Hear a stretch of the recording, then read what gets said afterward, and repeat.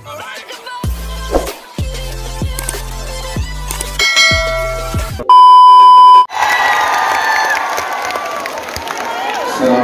warahmatullahi wabarakatuh.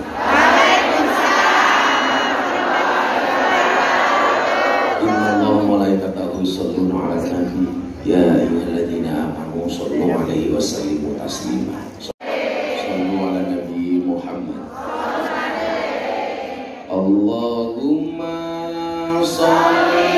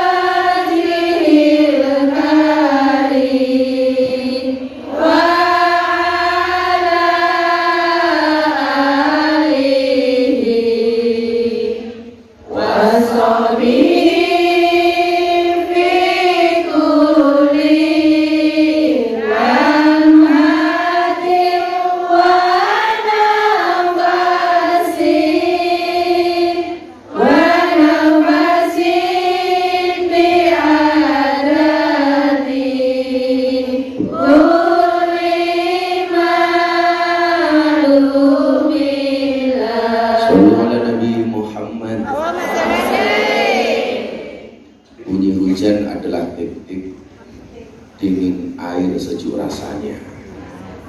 Ada banyak gadis yang cantik, tapi ada pun yang aku cinta. Air mawar di dalam cangkir, disimpan kendi di bawah awan. Dari awal hinggalah akhir, saya ikut tercurah untukmu wahai para pemuda.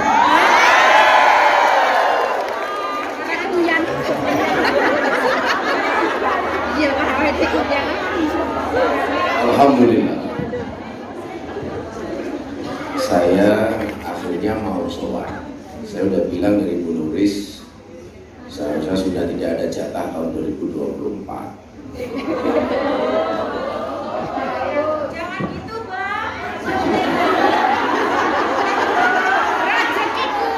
Saya itu sudah harus banyak mengurangi jadwal,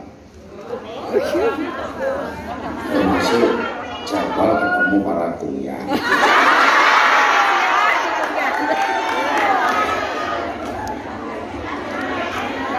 Karena saya mencoba berjihad di bidang yang lain. Jadi bukan jihad politik. Kalau jihad politik, sekian banyak tawaran untuk menjadi gubernur, bahkan untuk menjadi menteri, semuanya saya tolak.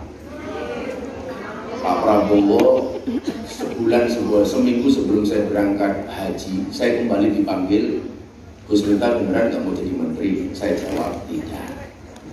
Saya lebih baik bergaul dengan para kuliah. Sehingga waktu itu orang mikirnya begini, orang bantu milih presiden pengen jadi menteri, tapi Gus Miftah malah nolak jadi menteri. Saya berpikir bahwa jihad dengan di bidang ekonomi itu penting. Maka satu ketika saya mau cerita, ada sahabat Nabi namanya Sa'id Al-Khudri. Beliau ini salah satu sahabat yang dekat dengan Nabi. Satu ketika Sa'id ini setelah perang Khandaq itu ketemu dengan Nabi. Nabi ketemu dengan Said Al-Khudri. Nabi mengulurkan tangannya untuk salaman. Said ini nggak berani mengulurkan tangannya, malu dia menjulurkan tangannya. Kenapa? Karena tangannya kasar penuh dengan benjolan. Akhirnya dengan malu-malu beliau menjulurkan tangannya kepada Nabi untuk salaman. Begitu salaman, Nabi melihat tangannya kasar dan penuh benjolan. Nabi bertanya, "Wahai Said, tanganmu kenapa?" Dengan malu Said menjawab, "Wahai Nabi, tangan saya kasar, banyak benjolan karena saya bekerja membelah batu untuk memberikan nafkah anak dan istri saya." Apa yang kemudian Nabi lakukan? Nabi mencium tangannya Said Al-Khudri. Dicium oleh Nabi. Dalam sejarah riwayat, dalam kitab Fathul Bari, orang yang pernah dicium tangannya oleh Nabi itu cuma dua. Satu anaknya Siti Fatimah, dua Said Al-Khudri. Sambil mencium tangannya Said Al-Khudri, Nabi mengatakan apa? "Wahai Said, ketahuilah tanganmu ini yang akan menuntunmu ke dalam surga. Amin. Tangan ini akan menjadi saksi yang menuntun kakimu kepada surga. Kenapa? Karena kamu relakan tanganmu kasar, banyak benjolan demi menafkahi anak dan istri." Dicium oleh Nabi sampai si Said menangis karena ini berita baik untuk para komian. Bilang tanganmu saya kasar, oke kapale, mergo ngepel WC, utawa nyewoi, apa istilahnya? Kumpune, sing cilik apa sing gede itu tangan-tangan yang akan menuntunmu mendapatkan surganya. Maka kumian semakin tangannya kasar semakin baik. Maka saya doakan mudah-mudahan pulang dari Hongkong semua tangannya harum semua.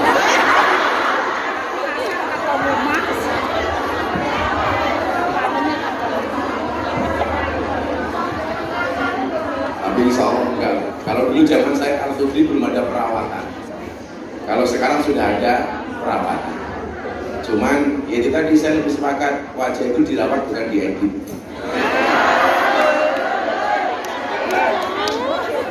Kadang-kadang yang difoto terlalu cantik, dia lupa kalau kita teman sekampung.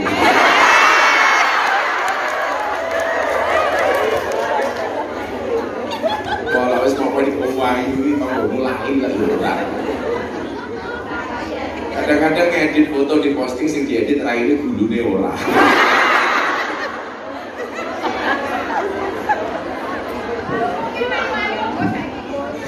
Tapi sekarang kumian cantik-cantik. Tadi Mbak Nulis bilang, Bu Nulis bilang, ya mudah-mudahan yang jodoh segera dapat jodoh. Kamu di sini jomblo kok iso ngumpet? Itu kalau mati sahih. Itu hadis. Man asyaqo fa'afa fakatama famata mata syahida. Barang siapa yang jatuh cinta lalu dia bisa menahannya, menyembunyikan rasa cintanya sampai dia mati, dia tidak bermaksiat, maka ia mati dalam keadaan syahid. Jadi kalau kamu jatuh cinta ternyata dia tidak menerima cinta kamu sabar, orang maksiat, orang gendaan karo sopir ning ngomong. Kowe iso nempel, kok kowe matimu dalam keadaan sakit. Jadi orang jatuh cinta itu kalau kemudian tidak diterima, malah kamu bersyukur. Berarti punya kemungkinan untuk mati sakit.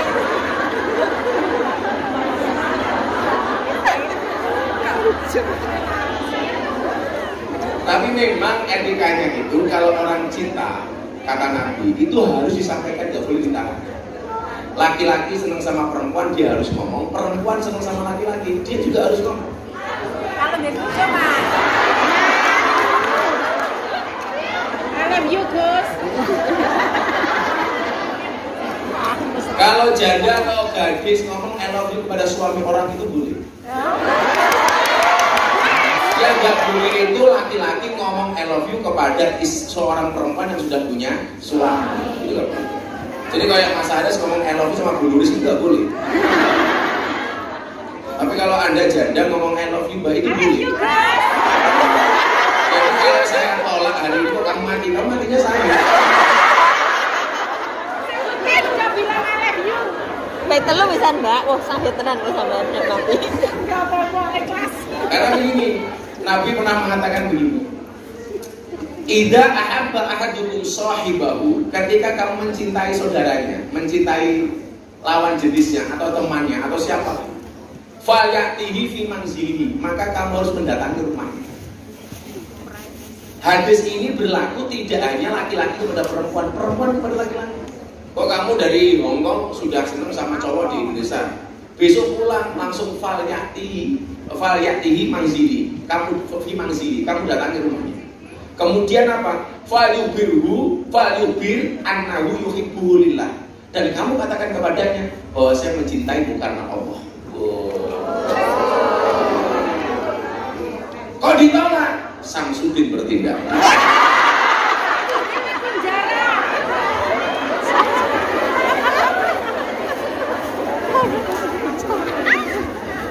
Nah, sesuai tema kita hari ini, temanya apa? Islam menjaga keamanan dengan mempraktekkan Islam rahmatan lil alamin. Jadi ini saya itu besok ada tugas dari negara, bukan menteri, bukan menteri. Nah, besok apa? Besok dengan lihat. Salah satunya terkait dengan kerukunan dan peradaban. Karena saya dianggap sebagai tokoh masyarakat, tokoh agama di Indonesia yang paling toleran. Hari ini saya baru bangun masjid di Lampung, saya bangun gereja di Merauke, saya bangun pura di Bali. Jadi masjid yo tak bangun, gereja yo tak bangun, pura yo tak bangun. Tak nulis dalam kuburan yo tak bangun kesana. Tapi saya minta dulu sebelum mati dia dulu lah. Bukan busone ora kabutan.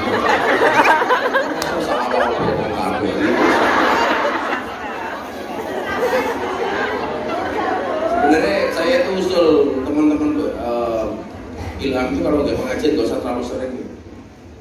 Cuma mau lihat party dia pengajian terus. Sebulan bisa, orang bulan bisa. Nggak usah sering-sering. Oh kelamaan. Ya sebulan bisa. Nggak usah sering-sering. Orang atau kelon itu. Nah, ketika berbicara soal keamanan itu, Nabi Muhammad SAW bersabda, semoga semuanya diakui sebagai umatnya Nabi Muhammad. Saya baru pulang haji 2 minggu yang lalu sama Mas Atta Halilintar, sama Mas Putra, Mas Raffi dan lain-lain. Ini Putra Siregar ada di Hongkong, tadi berangkat bareng saya. Alah salam, pasti jalur iPhone kan rumah.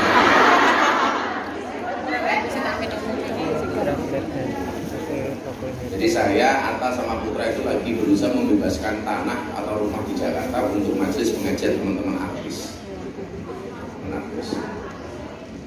Ya sebelum artis di Jakarta minimal dengan artis kuliah dulu. Al-muslimu akhul muslim kata Nabi. Seorang muslim itu sahabatnya muslim yang lain. Jadi kalian itu kenal orang sama-sama muslim itu berarti dia bersahabat. Makanya sesama muslim itu kalau sholat itu saling mendoakan. Buktinya apa? Ketika Anda sholat, assalamu alaina wa ala ibadillahis sholihin. Keselamatan bagiku dan bagi hamba Allah yang soleh dan soleh. Jadi Anda itu dituntut untuk menjadi makhluk sosial, bahkan diajari ketika sholat. Assalamu alaina wa ala ibadillahis sholihin. Keselamatan bagiku ya Allah dan atas semua hambamu yang soleh. Maka kalau Anda pengen didoakan oleh orang muslim yang lain salahnya, Anda harus soleh.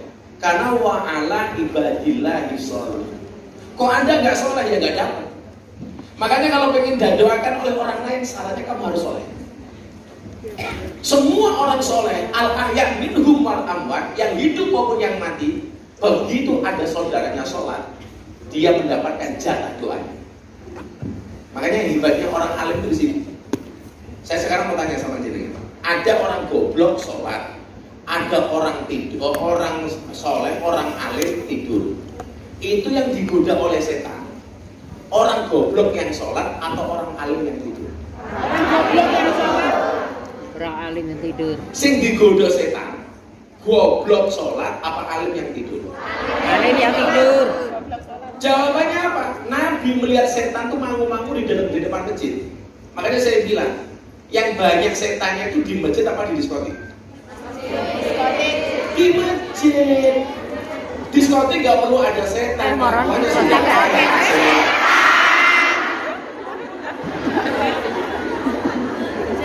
Loh bener Mbak? Yang banyak setannya itu di masjid. Yang banyak setannya itu di tempat pengajian apa di lokalisasi? Kalau di lokalisasi udah gak perlu ada setan-setan lagi. Terus rapayu setan ini kono. Makanya ternyata setan itu jenisnya di Indonesia itu ada 3. Yang pertama, setan sejenis jin. Mereka ini takut ketika dibacakan ayat kursi. Yang kedua, setan tidak jelas jenisnya, tapi takut dilempar kursi. Yang ketiga, setan yang tidak takut dilempar kursi, tapi bahkan rebutan kursi.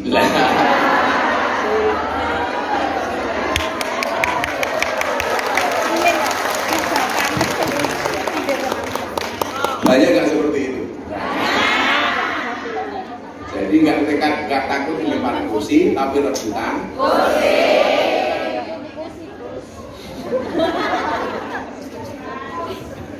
Setan ini mangu-mangu di depan masjid, mau masuk keluar lagi, mau masuk keluar lagi.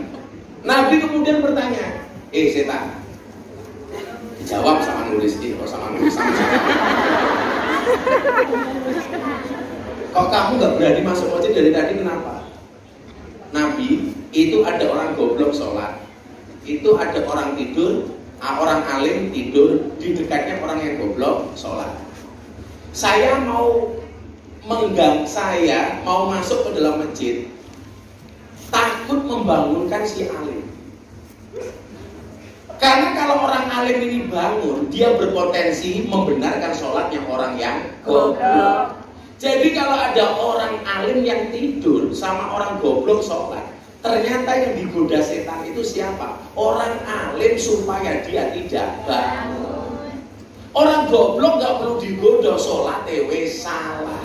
Kalau orang alim sampai bangun, dia akan membenarkan sholatnya orang goblok. Maka disitulah kemudian muncul hadis, tidurnya orang alim itu ibadah. Naumul alim ibadah, itu lebih baik daripada tidurnya orang alim, itu lebih baik dibandingkan sholatnya orang bodoh. Asbabul wurudnya hadis itu ono sejarah. Tidurnya orang alim itu ibadah, karena mau tidur dia tahu sunnah wudu dulu, mau tidur dia tahu baca istighfar dulu, baca ayat kursi dulu, baca la haula wala quwata illa billahil aliyil azim 21 kali. Kata Nabi, kalau dia mau tidur membaca la haula wala quwata illa billahil aliyil azim 21 kali, dia tidak akan mati dalam keadaan mendadak. Jadilah awakmu diar itu bukan mati mendadak. Kamu baca sebelum tidur la haula wala quwata illa billahil aliyil azim 21 kali. Karena apa? An-naumu akhul maut. Maka tidur itu saudaranya mati. Makanya tidur itu mati sementara, mati itu tidur selama-lamanya. Karena tidur saudaranya mati. Kok saya pengajian kamu tidur, berarti kamu pengen cepat-cepat mati.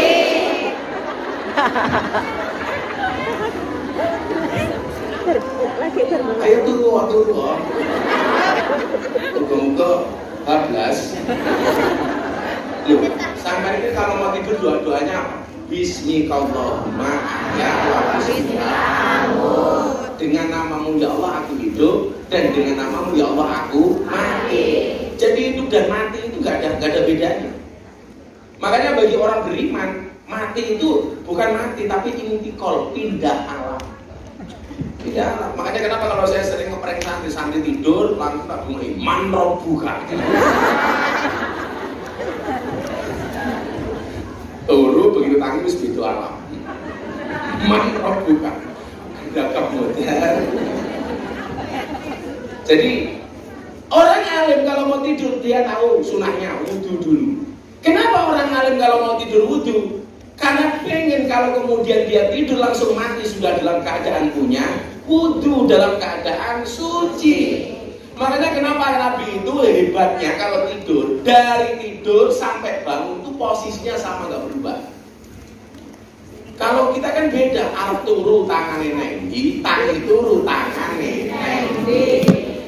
Arep turu tangane ning dhuwur, tangi turu tangane ning.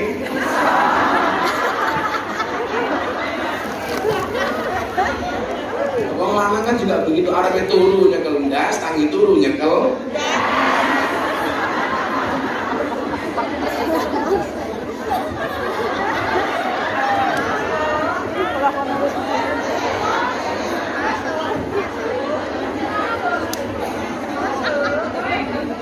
Karena aku sudah lupa ndas. Al-muslimu akul muslim. Muslim itu saudara muslim yang lain. Makanya kenapa kemudian tumbuh kepekaan dan sensitivitas ketika muslim yang lain itu kena masalah dan musibah. Contoh, kamu kan nggak kenal dengan orang Palestina, tapi kenapa ketika Palestina dibom kok kita marah? Karena al-muslimu akul muslim. Saya dulu itu sebelum kasus Palestina dan Israel, saya sering beli kopi Starbucks. Sekarang jelas saya mengharamkan diri saya untuk minum Starbucks.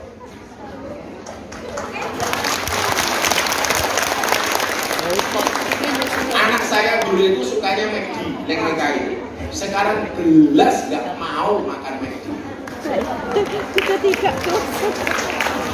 Kenapa? Karena timbul kepekaan terhadap saudara kita di Palestina. Makanya saya nggak mau makan McD, maunya Mac yang lain.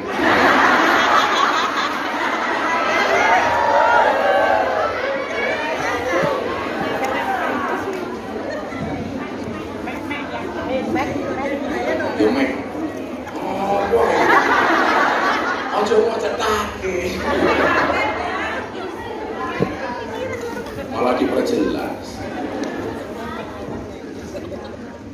Terus ngomong jomblo.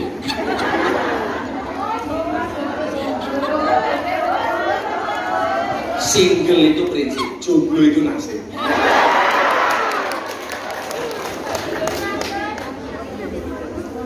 Rondo separuh. Rondo separuh itu. Rondo separuh itu. Rondo OTW pegatan.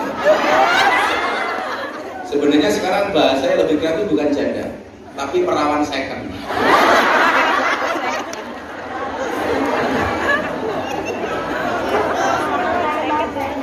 Perawan second. Ya Allah.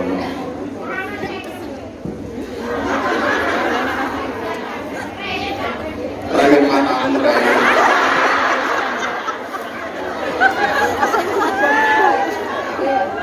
Kok iso rayang?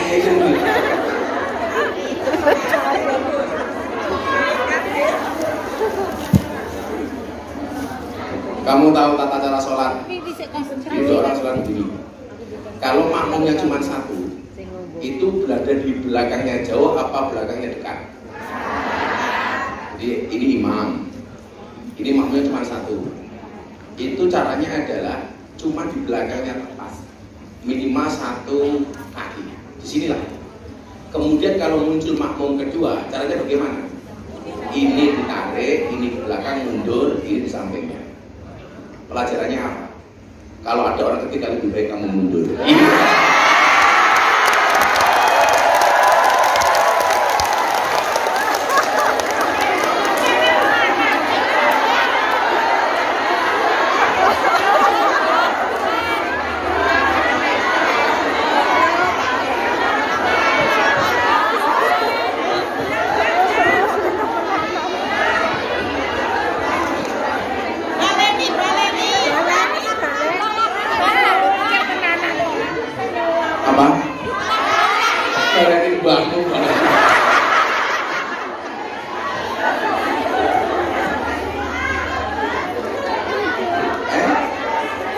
Ya kan kalau berdua jajan begini, ya kan? Kalau kedua, imam itu imamnya depan dikit, satu kaki di belakangnya tepat atau bahkan jejer. Itu seperti itu. Ada orang ketika pengen makmum ini mundur. Artinya apa? Kalau ada orang ketiga lebih baik kita saka Yogya nganti tekane Wonosari. Wong lanang saiki seneng larani. Ake waktuku luwe abot karo mantanmu.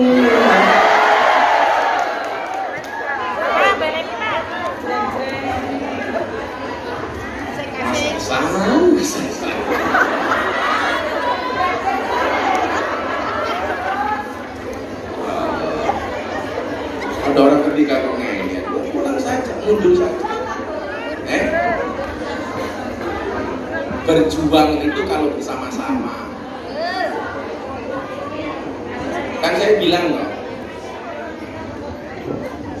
pembukaan pidato itu namanya prolog, penutup pidato itu namanya epilog, omong-omongan dua orang namanya dialog. Kalau berbicara sendiri namanya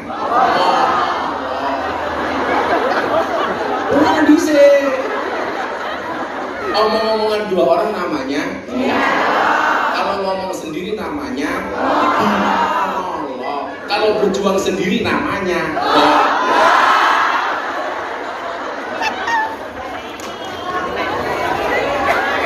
balenin deh.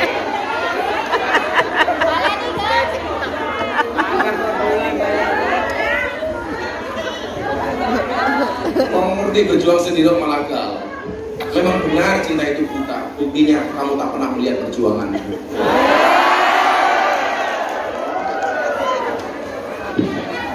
Sekali anyar mana?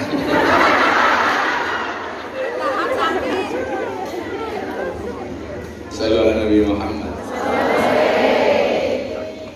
Nah, lanjut gini yo. Muslim itu saudara muslim yang lain. Karena saya mau berbicara soal keamanan ini. Bagaimana kemudian orang itu melihat kita itu ayu. Jangan sampai melihat kita itu takut. Siapakah yang melihat kita takut? Yang punya hutang.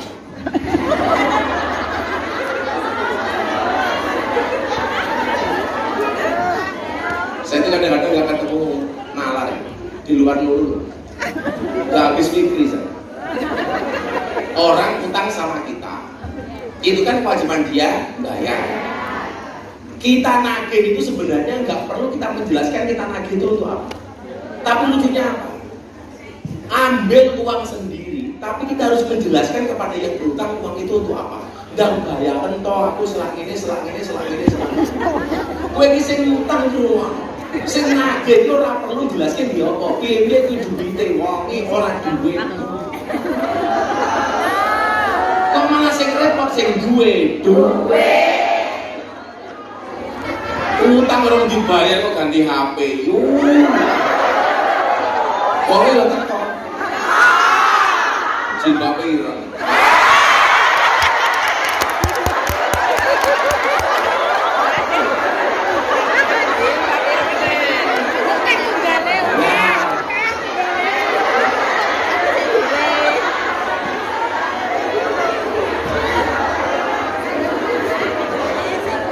Teorinya gampang, teorinya sederhana. Kalau dompetnya berat, kepalanya ringan. Kalau dompetnya ringan, kepalanya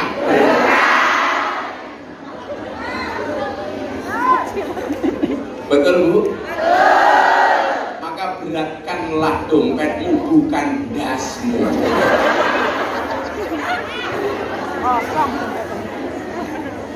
Bagaimana sifat seorang muslim itu? Yuk teruskan hadisnya. Muslim itu sifatnya la yatlimuhu wa la yuslimuhu. Muslim itu dia tidak boleh berbuat dolim dan aniaya kepada sesama muslim. Nggak boleh berbuat dolim, nggak boleh berbuat aniaya. Dolim dan aniaya ini tidak harus secara fisik. Orang kok tonggomu mau keplahi cangkemmu itu enggak. Termasuk dolim itu apa? Orang utang nggak gelem bayar itu dolim.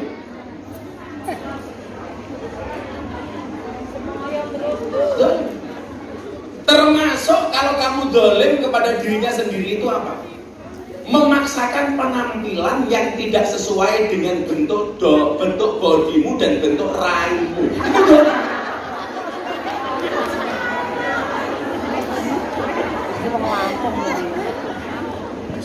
Contoh begini, Bu Nuris cocok nganggo baju ungu.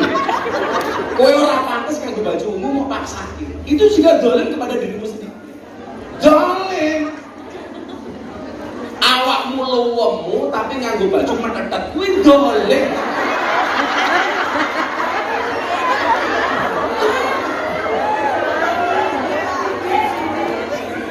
Lah wong ukurane kudune XXL, maksake nganggo baju ukuran S. Kan dolim, Pak. Wong bokonge gede kudune XXL nganggo S, akhire sempak mlebu sile.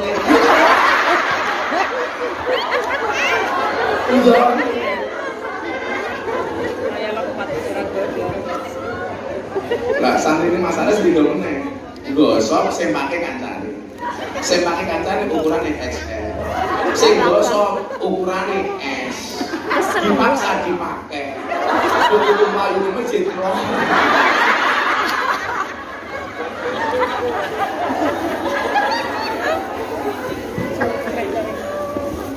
Jadi jangan dipikir ketika berbicara dolim dan aniaya itu hanya sekedar fisik, kekerasan verbal, kekerasan fisik dan lain sebagainya. Dolim itu maknanya banyak. Termasuk kita tidak boleh mendolimi sesama muslim itu dengan apa? Dengan menggunakan lisan kita, tidak boleh. Hari ini mohon maaf, kalau kita keras dolim kepada orang lain dengan menggunakan kekerasan, saya pikir jarang. Tapi paling banyak hari ini dolim dan aniaya yang menggunakan lisan. Lisan, jari. Jadi jarimu jarimu yang berdosa dengan dirimu sendiri itu jauh lebih ringan dosanya dibandingkan jarimu berdosa dengan orang lain. Dia mulai mikir, dosa nganggo dijilid diri yo.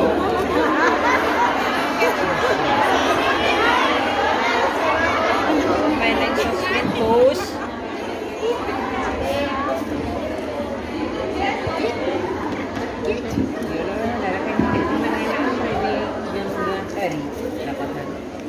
Mulai sosial ngapi terus mbak. Pikirannya traveling. Jadi gini ya, soal kalau saya prinsipnya mendingan saya didolimi daripada saya mendolimi. Lebih baik saya disakiti daripada saya menyakiti. Lebih baik saya dibohongi daripada saya membohongi. Lebih baik saya ditinggalkan daripada saya meninggalkan. Lebih baik diakusi daripada ngakusi. Jadi ada bahasa begini, biarkan orang-orang pergi setelah melihat kekurangannya.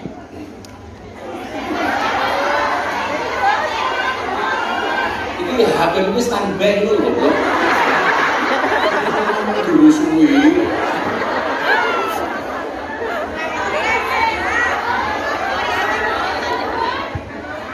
Apa tadi? Saya lupa. Biarkan orang-orang pergi setelah melihat kekuranganmu.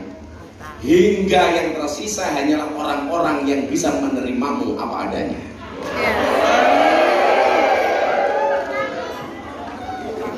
Itu namanya seleksi alam. Seleksi alam. Seleksi alam. Kamu santai saja. Ini satu lagi kamu ingat. Bila ada seseorang yang membuangmu seperti sampah, maka ketahuilah akan ada orang yang mengambilmu seperti berlian.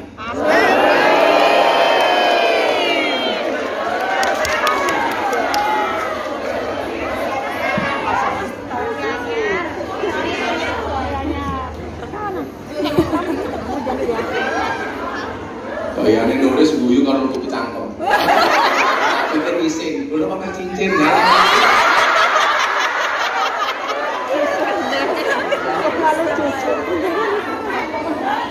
Tapi sekarang apa?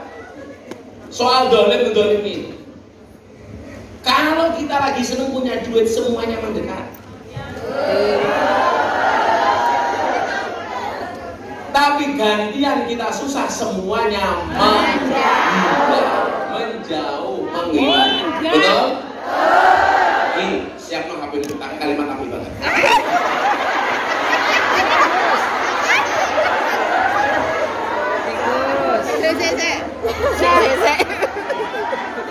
Sudah? Suwe HPmu pros kok. Jika manusia menghindar darimu dikala engkau sedang mendapatkan musibah, ketahuilah bahwa Allah sendirilah yang akan mengurus urusanmu. Amin. Kira-kira awakmu luwih seneng diurusi tanggamu apa diurusi Gusti Allah? Gusti Allah. Lan duwe masalah ki aja mau ngurusi dhewe. Kon ngurusi Gusti Allah. Lah mau ngurusi dhewe ambyar.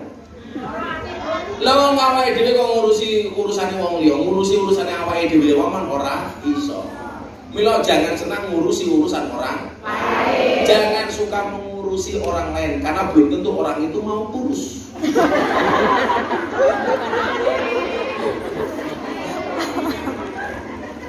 La yadlimu wa la yuslimu. Tidak boleh zalim, tidak boleh aniaya. Kamu harus sadar bahwa sesuatu itu akan indah bila posisinya tepat. Saya ingin deh, akan contoh yang paling gampang. Rambut ini indah apa tidak? Indah, karena berada pada posisi yang tepat. Tapi ketika rambut itu tidak pada posisi yang tepat, maka dia akan kelihatan jelek, bahkan orang jijik. Contoh, rambut ini lagi rendas bagus, kok rambutnya nyemplung makanan. Jijik enggak? Jijik. Itu baru rambut, urung untung. Kowe mangan rawon moro-moro ana untunge.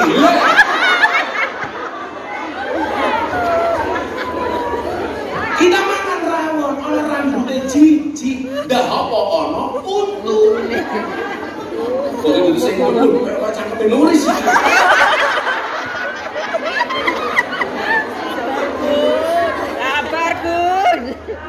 Makanya mohon maaf, kita itu kadang-kadang tidak nampak indah karena tidak berada pada circle yang tepat. Betul Bu? Makanya jangan insecure, koncone mancung, awake dhewe pesek, pengen melu-melu mancung. Urung mesti mancunge kancamu cocok nggih mancunge irungmu. Sing diduweni kanca awake dhewe pengen pas ge kancamu urung mesti pas ge awakmu. Lha wong kancamu pantes nganggo baju simer-simer. Mergo kulite putih, bodine mulus, apik. Lah awakmu wis uwireng. Sikile belang-belang. Bajune simer-simer. Jilbab karo bajune ora matching. Malah mungkin guys di foto, di posting di Instagram menyala abangku.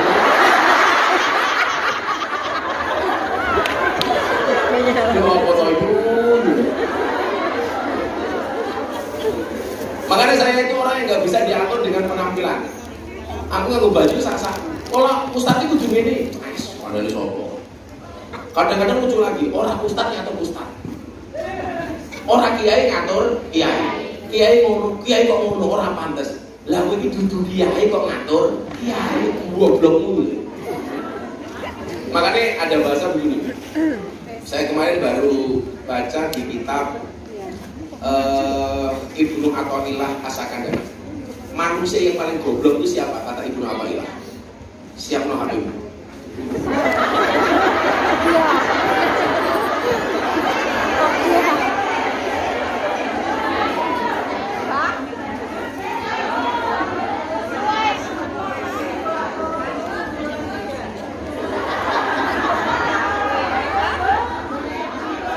Di saat kamu sibuk mencari story, aku sibuk memberikan story untukmu.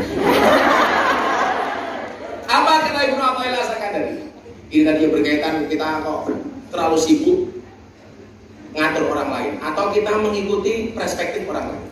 Ibnu Athaillah As-Sakandari mengatakan begini, ajalun nas man taraka yaqina ma indahu lidhonni ma indan nas. Sebodoh-bodoh manusia adalah orang yang meninggalkan keyakinannya karena mengikuti sangkaan manusia lainnya. Sehingga apa? Tidak bisa menjadi diri sendiri. Ono ngomong A melu A, ono ngomong B melu B. Akhirnya mumet dewe. Tetap menjadi diri kita masing-masing. Ngopo punya ngopo? Duitku halal. Luwe api tanganku kasar, tapi rezekiku halal daripada tanganmu halus, tapi mendapatkan harta dengan cara modus. Jadi sesuk kowe lah lagi ngerok WC kok mambu kepet.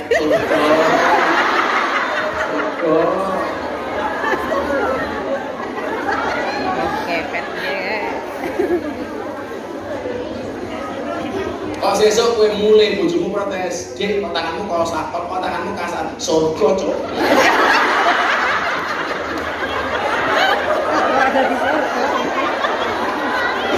Surga.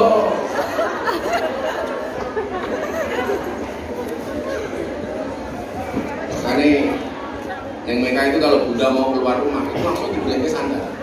Nah, kenapa nih? Takut surganya kotor. La yadlimuhu wa la yuslimuhu. Muslim yang baik itu tidak pernah zalim, tidak pernah menyakiti. Saya tadi pakai baju lengan pendek karena katanya Hongkong panas. Berarti panas banget. Hongkong panas.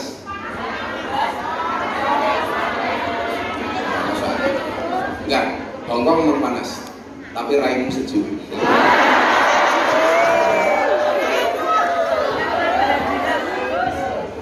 Lanjut ke hadis ini. Man kana fi hajatin akhihi. Ini rumah. Man kana fi hajatin akhihi, kana Allahu fi hajatihi. Barang siapa yang membantu kebutuhan saudaranya, maka Allah akan memenuhi kebutuhannya. Kalau begini, kita boleh nggak mendoakan orang lain jelek? Kenapa tidak boleh? Karena du'aul mar'i ka du'aihi li nafsihi. Du'aul mar'i li akhihi ka du'aihi li nafsihi. Doa seseorang kepada orang lain itu seperti mendoakan dirinya sendiri. Tak dongake cilaka kowe, itu balik yang cilaka awake dhewe. Tak dongake sugih kowe. Nah, sing sugih padha karo dongake awake dhewe sugih. Makanya saya ketemu orang laki-laki saya selalu bilang tak dongake rabi meneh kowe.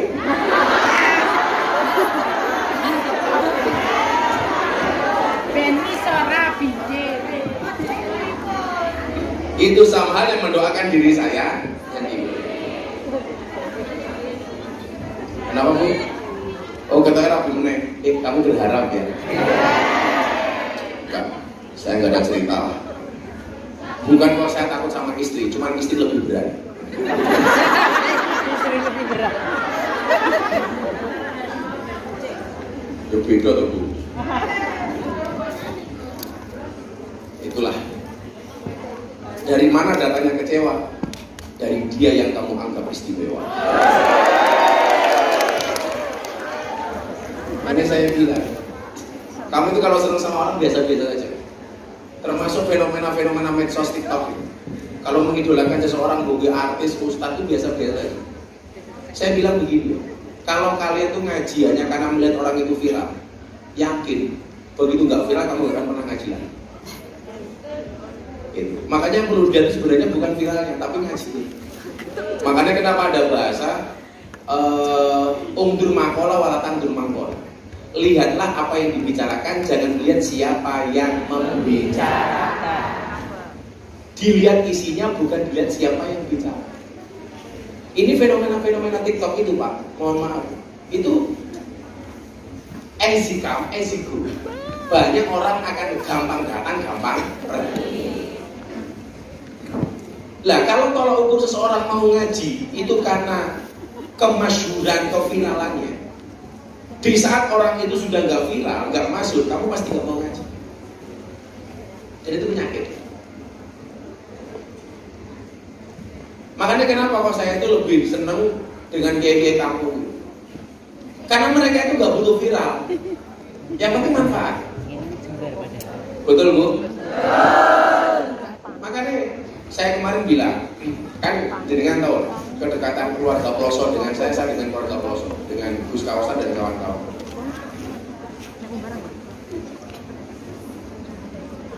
Aku mau Gus Kawasan kok kayak asik, apa kowe korban ini?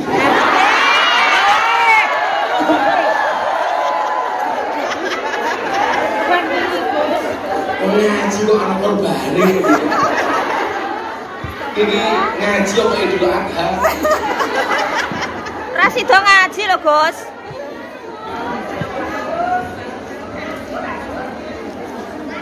Ini pengajian apa Idul Adha?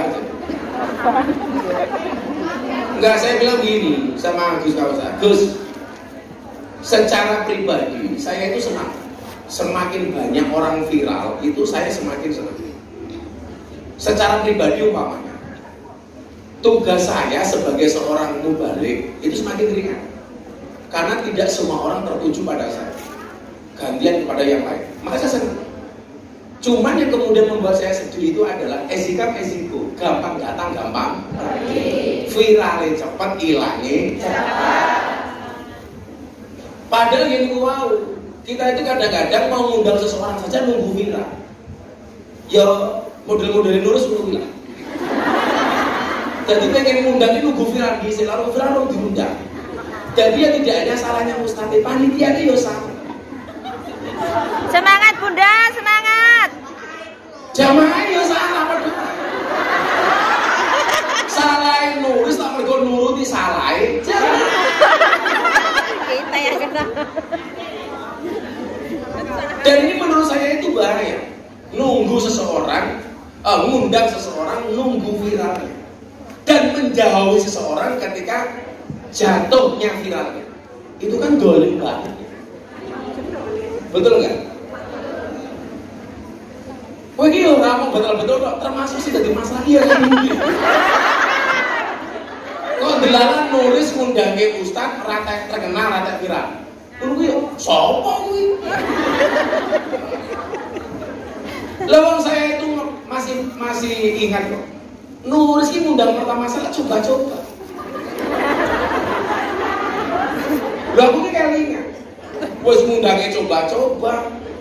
Turu karo bojoku di kamar cuwil. Nanti aku tiba sama kasih. Mulai piye to, Gus?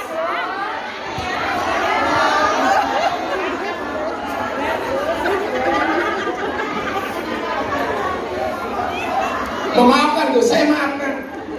Tapi saya akan ingat.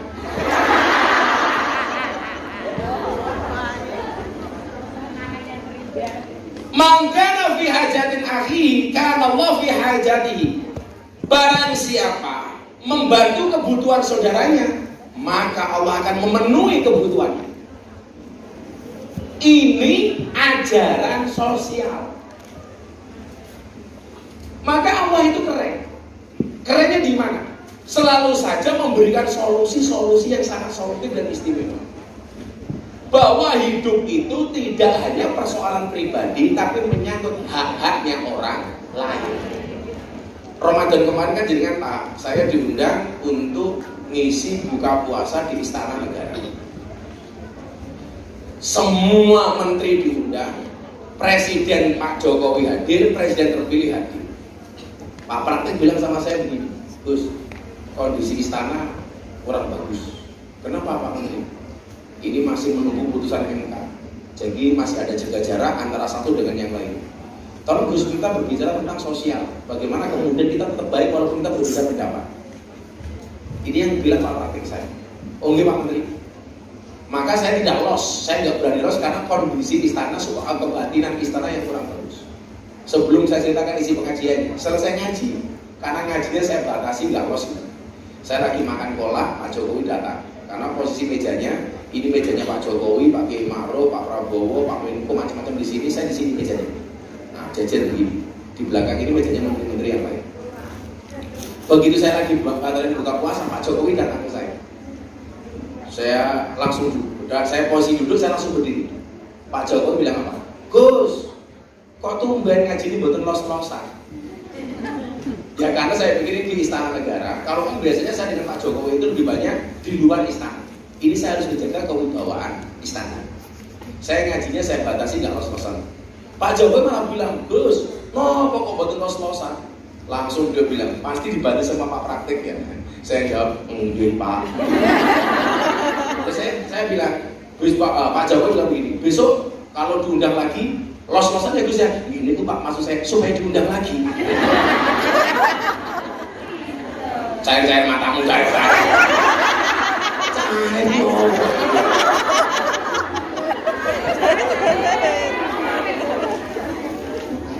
Makanya begini ya, sebelum saya ceritakan isi tadi, saya pengen memberikan motivasi pada jenengan dulu. Jadi setelah Ramadan kemarin, sawal, saya itu umroh. Saya mengumrohkan beberapa gus dan kiai. Sampai Medina, saya itu pada satu titik nanti yang udah males mau ngapa-ngapain semua. Sampai saya duduk di Raudhah, saya doakan semuanya bisa masuk Raudhah.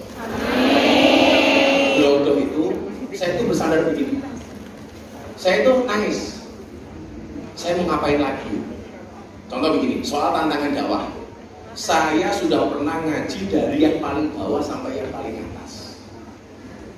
Dari orang biasa sampai pejabat yang tinggi luar biasa, saya sudah pernah diundang.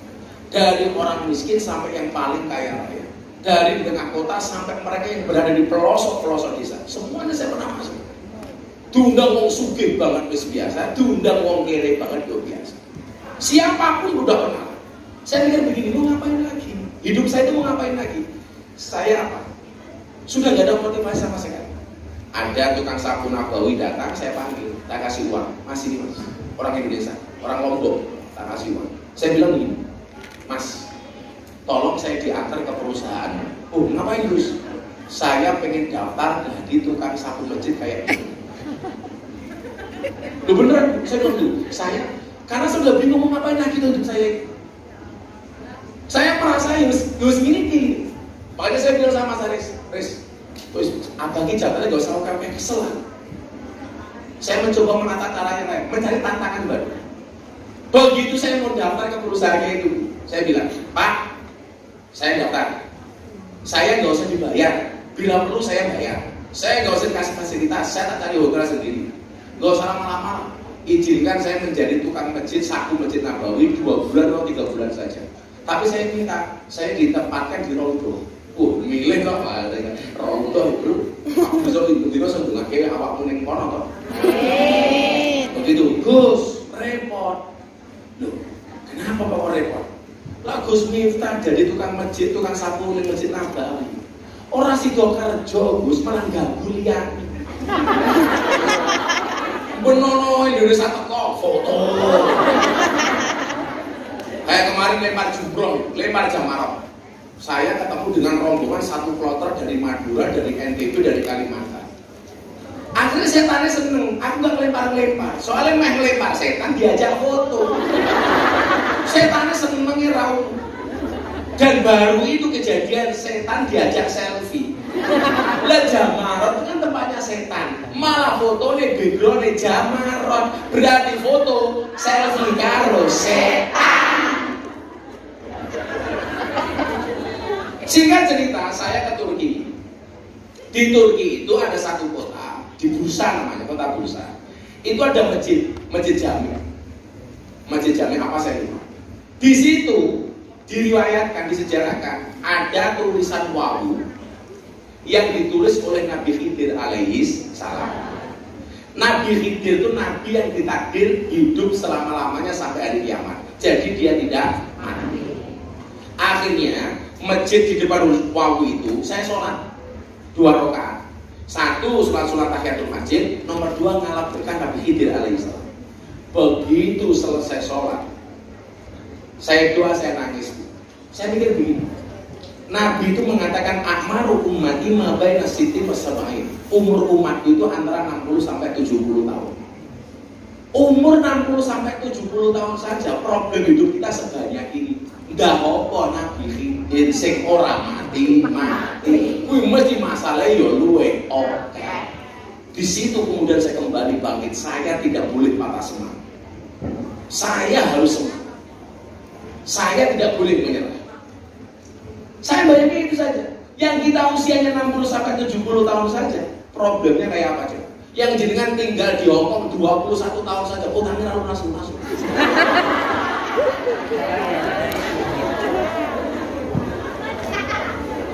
Dah apa lah seumur hidup? Ayo, umpama nulis di takdir, urip salawase. Ayo, kui yakin aku utangnya sanggup kan?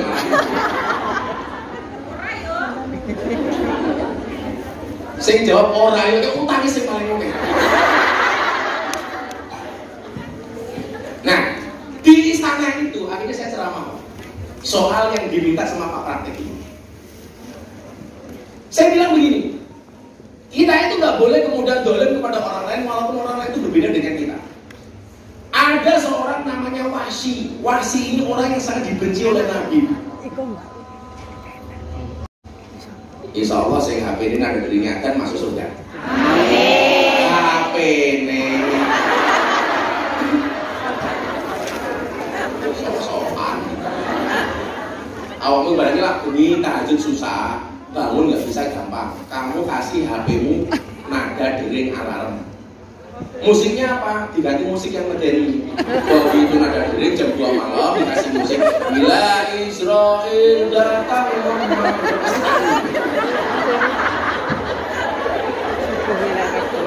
kalau orang tangi berarti hatimu bebel. Utawa digawe nada dering innalillahi wa inna ilaihi raji'un. Kan kamu dhewe wae disetekam nada dering alarm innalillahi wa inna ilaihi raji'un. Ditambahin segera akan meninggal dunia Bunda Nuris. Nuris yang ngomong-ngomong, awalnya ngomong, jadi sebutan jenengmu dhewe. Jadi termotivasi untuk bangun segera sholat. Ya aku takoni terus nang masjid, kancaku Kristen. Gus, aku itu melu mlebu masjid. Terus nang masjid, oh boleh. Jangankan masuk masjid, masuk Islam saja boleh. Nah, akhirnya saya cerita soal Wasi. Ini saya ceritakan ke jenengan supaya jenengan itu kalau berbeda dengan orang jangan dianggap musuh. Makanya saya sendiri tidak nyaman. Kondisi Indonesia hari ini yang ramai persoalan kiai dengan Habib. Saya nggak nyaman. Apa sih yang diributkan ini? Makanya kenapa saya sekarang punya rutinan di pondok bersama Habib Zaidah itu gara-gara itu. Supaya kiai kalau Habib punya wiji. Habib punya kelebihan masing-masing, kiai punya kelebihan masing-masing. Orang semua banding-banding, saya paling goblok ya jamaah. Setengahnya banding-bandingnya kiai, banding-bandingnya Habib. Aku saya seneng karo Gus iki, ra seneng karo Gus kae. Aku seneng karo Habib iki, ra seneng karo Habib kae. Hakmu bandingke Gus, bandingke kiai, bandingke Habib ya apa? Nggih mboten? Nggih. Ora Habib kok bandingke Habib, ora kiai kok bandingke kiai. Sementara yang kamu banding-bandingkan, Gus iki karo Gus iki kamu banding-bandingkan. Yang kamu banding-bandingkan bahagia, kamu yang membanding-bandingkan tetap gak punya apa-apa.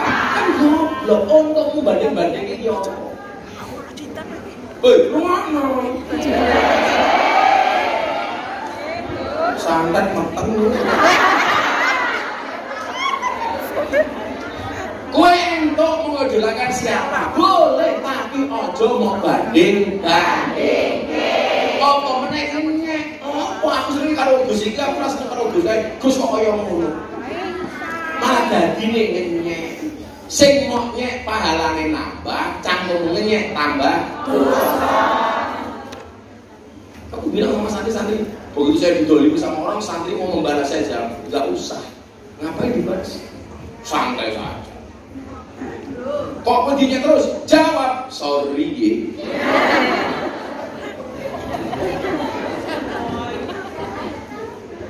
Tambah panas, ngombe gedan.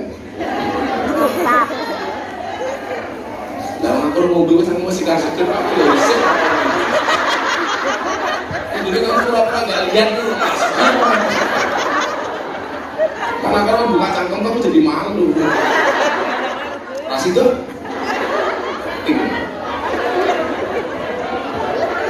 Lalu malam kiai ngombe cangkem mana malah mau story. Kayak pesennya ditulis ibu senang ngombe cangkem mana. Kalau langsung posting ngombe cangkem mana mangke status. Wow seksi. Aku zizi.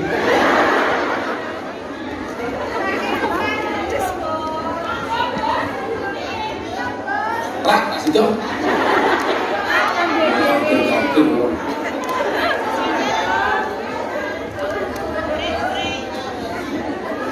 Bes, boleh tutup layar tulis.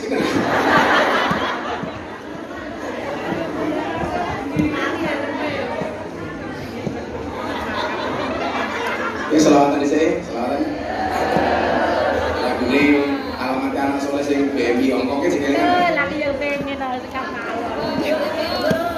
Ya Rasulullah salamun alaik. Menang di saya.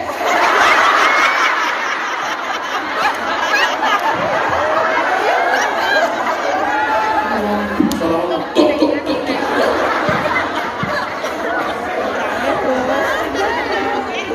Pasti tadi malam kamu digigit nyamuk. Pantesan gatel. Iya. Masa dulu kan? Ya. Kalah. Sik isi. Stories di situ selasa dengan menarik. Dan Gusgur. Tangan. Kangen. Ya Rasulullah salamun alaik. Ya Rafi'a sali wa daraji. Apa yakin rolan alamin. Ya uhailal judi wal karami. BMI yang ada di Hong Kong bareng Gus Miftah, ayo ngaji dong. Jangan hanya diam, apalagi bengong, agar mumetnya hilang jadi plong. Ya Rasulullah salamun alaik. Ya Rafi'a sari wa darati. Anwaka yakin rolan alamin. Ya uhailal judi wal karami. Oh, mas bulas.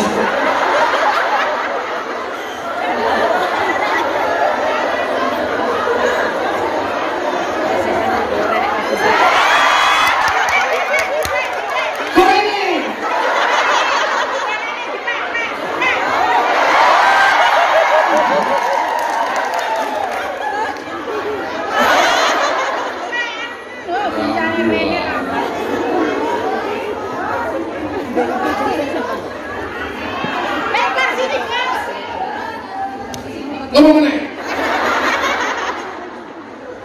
Boleh nabi ini sing pas nih, nadanya musiknya apa? Sholawatan ngalor kowe gitu. Karena cetuk.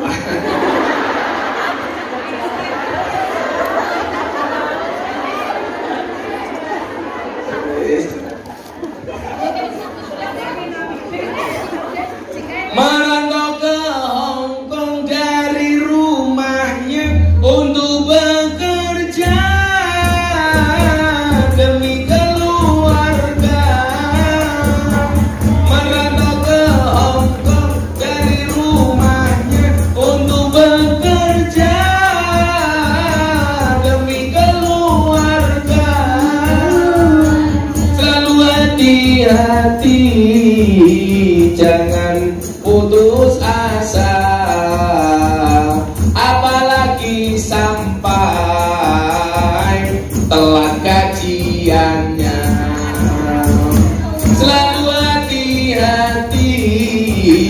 jangan putus asa, apalagi sampai telat gajiannya ya Rasulullah. Salamun alaik ya Rabbi asani wa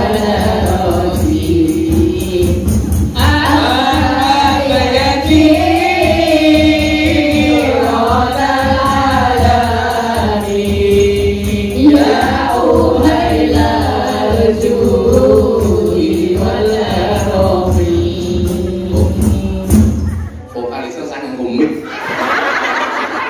rusak nada. Kalau suara mati, sumpah mumet.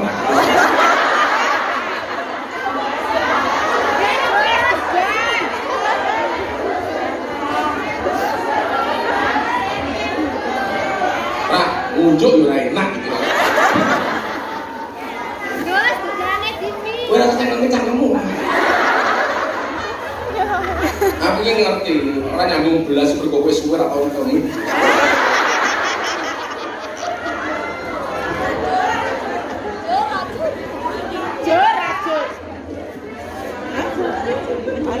Banyak wanita bertekad diri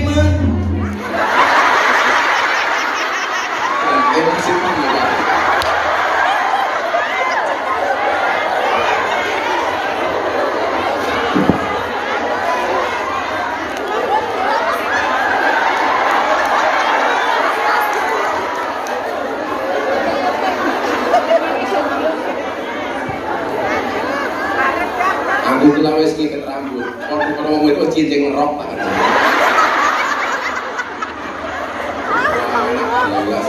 Apa diwale? Aku nabung gini-gini.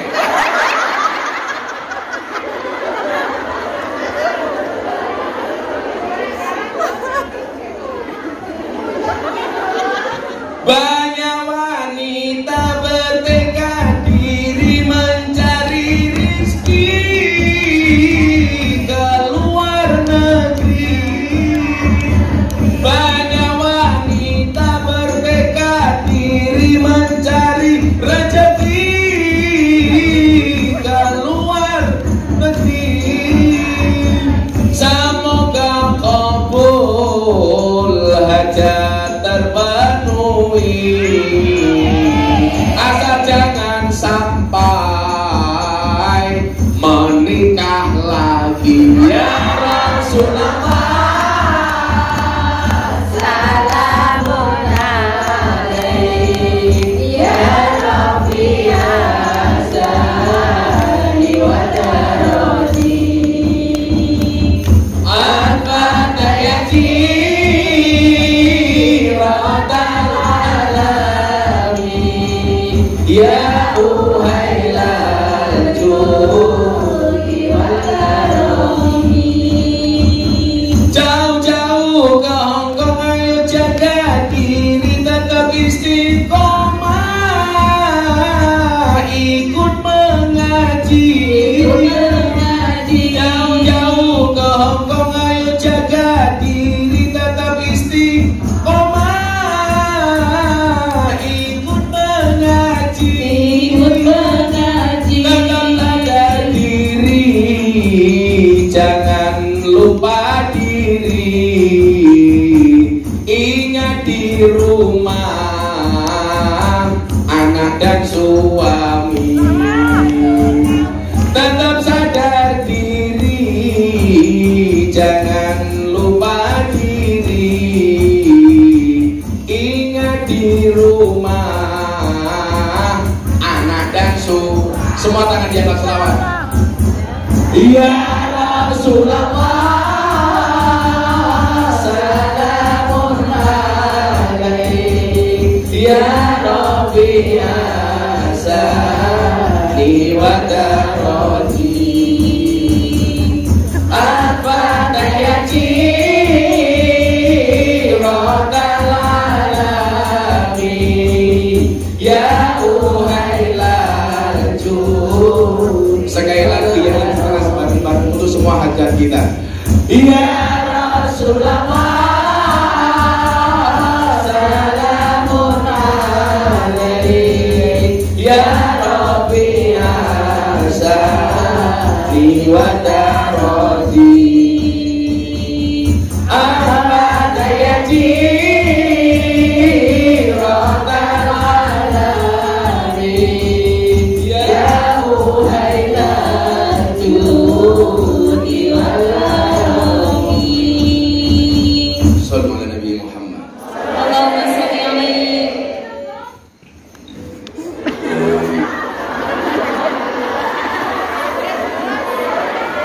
Kalau kita pakai tangan, dan bela maksudnya.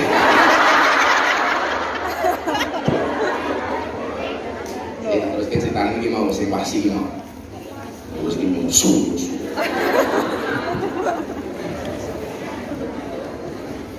Jadi wasi itu siapa, Bu? Wasi itu orang yang sangat dibenci banget oleh Nabi. Kenapa kok Nabi itu benci banget sama si wasi? Karena dia orang yang membunuh orang yang paling dicintai oleh Nabi. Namanya siapa? Ahabban nas ila Rasulillah sallallahu alaihi wasallam. Namanya siapa? Sayyidina Hamzah. Sayyidina Hamzah itu sinten? Paman Kanjeng Nabi. Yang membunuh namanya siapa? Wahai. Ngerti gitu. Diceritakan anak-anak. Akhirnya apa? Nabi itu nggak mau ketemu sama namanya wasi. Ya semata ini pamannya. Geding banget Kanjeng Nabi. Akhirnya apa? Ternyata Allah memberikan hidayah kepada wasi. Wasi ini masuk Islam. Maka nyuwun sewu. Itulah kenapa ada ayat bunyinya laqad kana lakum fi rasulillahi uswatun hasanah. Terusannya apa, Bu? Liman kana yarjullah wal yaumal akhir. Bagi siapapun yang punya harapan kepada Allah dan dari akhir. Maksudnya kan kita itu nggak bisa memvonis orang itu jelek karena dia masih punya harapan menjadi baik. Buktinya apa? Bapaknya preman, anaknya jualan TPA, itu baik. Bapaknya raiso ngaji, anaknya pintar ngaji. Itu yang dimaksud liman kana yarjullah wal yaumal akhir. Sing lanang preman delelang duwe bojo wedok salehah. Kemudian melahirkan anak-anak yang baik. Bahkan anaknya Abu Lahab saja akhirnya beriman kepada Nabi. Kita tuh gak bisa memvonis orang. Kalau dia percaya salah pasti bisa jadi dia hari ini orang jelek karena dia punya harapan dengan Allah dia menjadi baik. Wasinya akhirnya masuk Islam.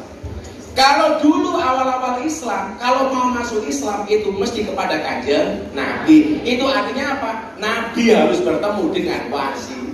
Kalau sekarang habis pengen masuk Islam nyari Gus Miftah. Kalau dulu orang pengen masuk Islam nyari Kanjeng Nabi. Akhirnya kira-kira wasi ini ditemui gak sama Nabi? Ditemui. Akhirnya dia syahadat di hadapan Nabi. Asyhadu alla ilaha illallah wa asyhadu anna Muhammadar Rasulullah. Wasi kamu sah menjadi orang Islam. Tapi nyuwun sewu secara basariah Nabi itu nggak bisa sering-sering ketemu sama wasi. Akhirnya apa yang terjadi? Nabi mengatakan, wasi, tobatmu diterima, tapi tolong kamu jangan sering-sering ketemu dengan saya. Pelajarannya apa? Nabi bisa menerima kepada dia yang mungkin membencinya. Tapi ketika ada kebaikan, harus kita lihat kebaikannya. Problem kita itu kan satu, kalau sudah benci sama orang, sebaik apapun tidak akan pernah kita lihat kebaikannya. Betul? Api apa yang apa lah dasarnya awake dhewe sengit sing didelok mung elek. Tapi lah wis seneng elek apa yang apa sing didelok mung apike. Itu kita tuh gak imbang hidup kita itu. Lah wis seneng kabeh elek apa yang apa ketok apik. Lah wis benci apik apa yang apa ketok elek. Sehingga kita itu tidak fair. Coba Anda lihat. Saya dulu sempat ramai sama Ustadz Khalid Basalamah soal wayang. Orang mengatakan, Miftah musuhan sama Khalid Basalamah. Enggak, saya nggak pernah musuhan. Yang saya musuhi itu pola pikirnya.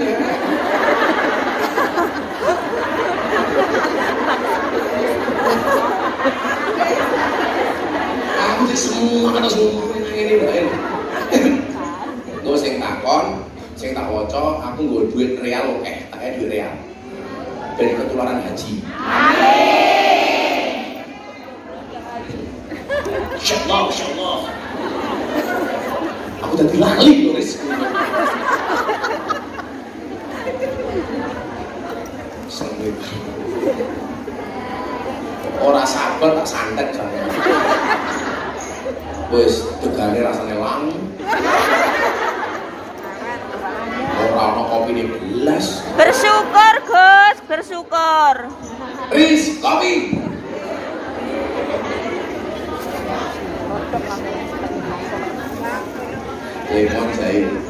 Lemon jahe madu.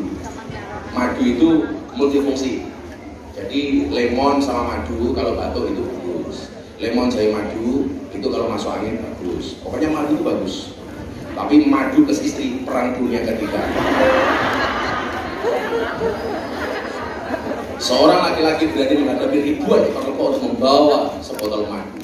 Tapi seorang laki-laki tidak berani menghadapi seorang istri untuk membawa sebotol madu. Seremuk kan? Aku ngomong apa? Wah, guys, jadi lali aku jancok.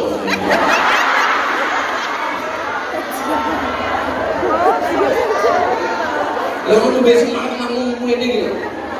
Tangannya kuasan. Sergo.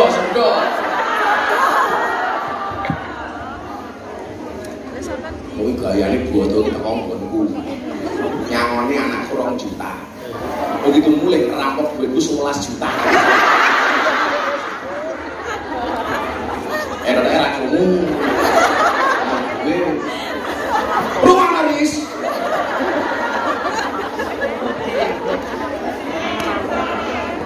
Mbakmu tuh. Omong sapa nangis sapa. Aku arep turu hiburanku delok story iki aneh nulis yo. Hei, kemana? Lah nggawe status mulai saka Malang ning Hongkong. Begitu mudhun nang pesawat status nulis apa? Mbakku meneh. Apa mari wis bersyukuri wae. Ora gawe ning omah ning ora ngajar bojone ngepel malah direkam gitu. Iya saya ini. Bojone ngepel malah direkam kok bojoku manut men. Paling bojone nggih status yo untung aku ora duwe HP. Paling bojone duwe status, bojoku ora ngajar men. Wah, ini sok romantis. Aku ngomong apa? Jadi jangan sampai karena kita hidup itu gak bisa fair. Yang kedua, saya sampaikan. Ketika kita itu menganggap diri kita benar, maka seolah-olah yang lain itu salah. Sehingga kita yang paling berat mendapatkan kasih sayangnya Allah sementara orang lain tidak. Kita kasih contoh ini. Jenengan pernah dengar cerita ada orang Badui yang kencing di dalam masjid Nabawi, di masjid Madinah. Jadi ada Nabi, ada sahabat, tahu-tahu ada orang Badui itu orang Arab pedalaman. Tahu-tahu kencing di dalam masjid. Saat itu kencing di dalam masjid memungkinkan. Kenapa? Karena masjid zaman Nabi itu belum ada temboknya, belum ada atapnya. Hanya tempat sujud yang digaris batas. Makanya masjid itu dari sajadah ya judul masjid dan ismul makan, tempat untuk sujud, maka namanya masjid. Kalau musola itu tempat untuk sholat, kalau masjid tempat untuk sujud. Jadi dulu karena belum ada atapnya, belum ada temboknya. Kalau iktikaf kok musim dingin di Madinah, orang-orang dulu pasang tenda. Sing lucu wong saiki wis ana atape, ana temboke, iktikaf ning masjid pasang tenda. Iya ngono. Kalau dulu pasang tenda itu karena belum ada temboknya, belum ada atapnya. Makanya kalau di Madinah itu kalau bulan Januari, Desember sampai Januari itu musim dingin. Makanya kenapa mereka pasang tenda. Kalau sekarang di masjid iktikaf nggak perlu pasang tenda. Samanya begini, kenapa orang dulu itu batuknya hitam-hitam sebagai tanda sujud? Karena dulu belum ada karpet, belum ada sajadah, masjidnya belum keramik, tapi hanya kerikil dan pasir. Makanya sujudnya lama-lama batuknya jadi Kalau sekarang wis keramik, marmer, karpet, sajadah. Kok jadi ireng? Kuwi kemungkinan kecil. Makanya tetangga saya batuknya ireng bukan karena sujud dikeplaki bojo. Nah, batuk ireng tanda sujud berarti raimu semakin hitam, berarti semakin banyak sujud. Lo nggak butuh skincare, tambah ireng gue.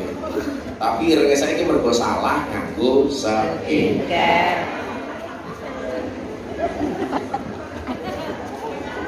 Nah, baju ini kencing pak, mulut tur gitu kan.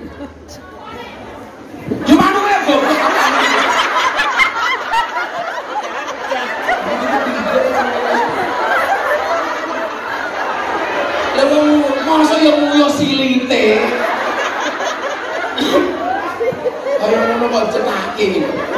Nek saking suwene ra ndelok dalan yo. Lali nganti.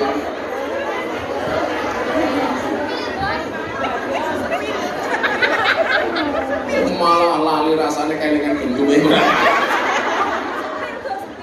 Semua sahabat marah enggak? Dilaknat bagi ini, kurang ajar kamu, terlaknat kamu, bajingan kamu. Satu-satunya orang yang tidak melaknat bagi ini siapa? Hanya Kanjeng Nabi Muhammad Sallallahu Alaihi Wasallam. Yang lain marah, Kanjeng Nabi belas gak marah. Nabi cuma bilang begini, ya sudah, gak apa-apa, air kencingnya tolong dibersihkan. Gak marah, udah dibersihkan saja. Dibersihkan selesai. Kemudian si Badu ini berdoa. Tapi gara-gara Badu ini berdoa, justru Nabi itu marah. Jangan tahu doanya isinya apa? Allahumma arhamni wa Muhammadan wa la tarham ma'ana ahadan. Ya Allah, berikanlah kasih sayangmu hanya kepadaku dan Nabi Muhammad saja. Yang lain gak usah kamu kasih kasih sayangmu. Kurang ajar gak doanya itu? Saya ulangi. Ya Allah, berikanlah kasih sayangmu hanya kepadaku dan Nabi Muhammad saja. Jangan berikan kasih sayangmu kepada siapapun di sini, kecuali saya dan Nabi Muhammad saja. Begitu mendengar doanya ini, Nabi marah. Dia tadi kencing di masjid, Nabi gak marah. Tapi begitu dia berdoa seperti itu, Nabi marah. Nabi mengatakan apa? Laqad tahajjar tawasian. Kalau caramu seperti ini, kamu itu mempersempit rahmatnya Gusti Allah. Kita itu sering kalau berdoa, seolah-olah yang paling berat mendapatkan rahmat itu kita sendiri, orang lain gak berat. Seolah-olah yang berat di suku kopi itu kita sendiri. Zamannya.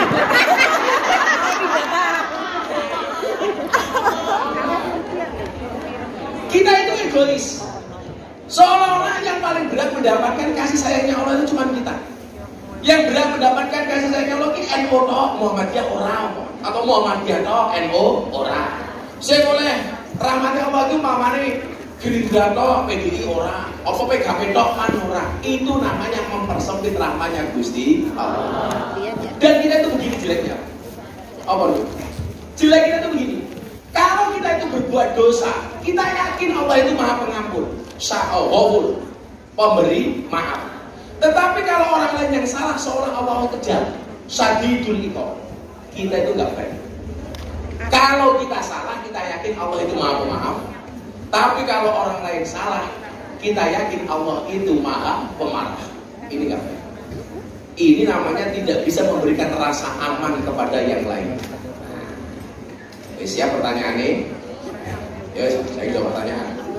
Lagi nulis sorban Mbak. Ya wes. Sing nyelok kowe iki sapa aku mau yo wis kok dalem gitu. Yo wes aku ora nulis. Pede. Bang. Gue ini bodoh toko bodoh. Bas, gak Rahim. Dijemput ini mobil yang paling api. Tapi kan maaf nopo bodoh nih Pak. Goblok. Kalau mau main dia mesti ada panganan. Kau ini mau main mobil sesuai. Kalau kita kok ketemu anakku, Bang, ini kan saya jamaah 6 kali juta. Mulai jalur 11 juta. Lagi kita yang tenir apa-apa. Bati kok. Mau rupanya kau kotak infak gitu.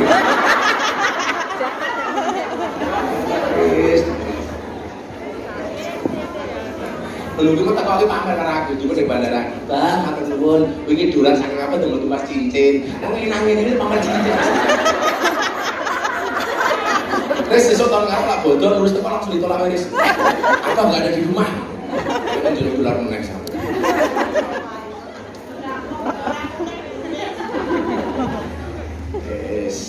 Kayak wong sak Indonesia itu saat ini Gus Miftah kiai sugih. Amin. Sugih itu bukan seberapa banyak yang kamu miliki, tapi seberapa banyak yang kamu bagi.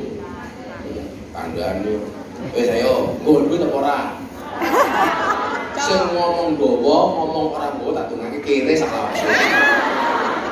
Lah kamu ae aku terbaik. Mas gajian, Gus. Melimpah.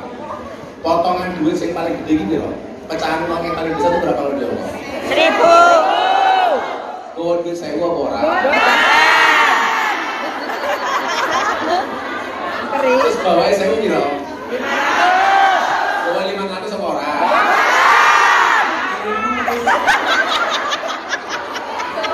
Bawahnya lagi berapa? 100. Kowe nggawa 100 sacahe 5 apa ora? Coba delok munyuk.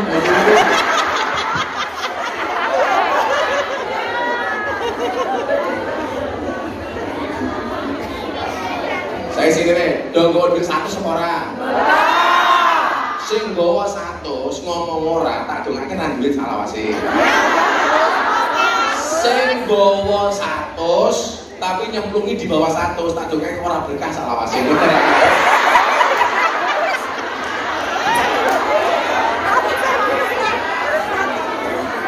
Ora aku kan lah, soalnya aku ora mungkin nyemplungi deh, aku kan mesti oke.